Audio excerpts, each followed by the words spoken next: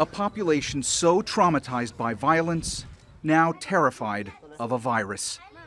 In northern Syria, after 10 years of war and humanitarian catastrophe, medics are doing all they can to prevent an outbreak of COVID-19.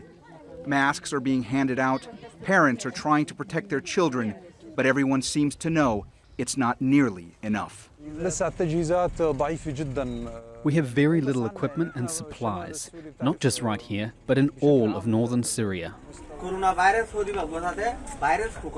Bangladesh, where around 750,000 Rohingya from Myanmar are in camps, youth activists are teaching refugee children about the importance of proper hygiene.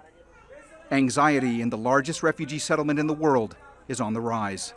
Warnings from aid agencies are stark.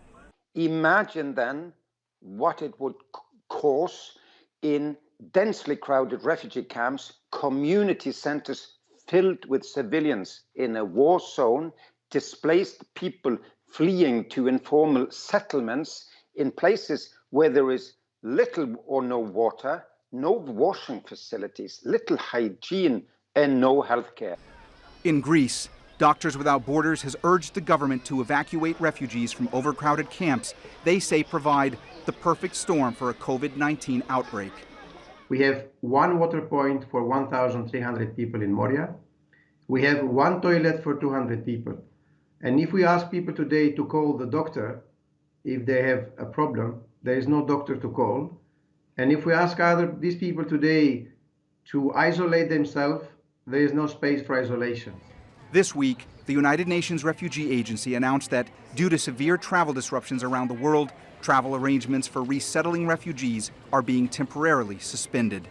We are appealing to states and working very closely with them to ensure that movements can still continue for the most critical of emergency cases, wherever that's possible.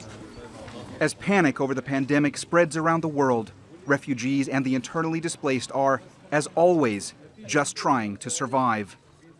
People long accustomed to uncertainty, for whom life has suddenly become an even greater challenge. Mohammed Jamjoom, Al Jazeera.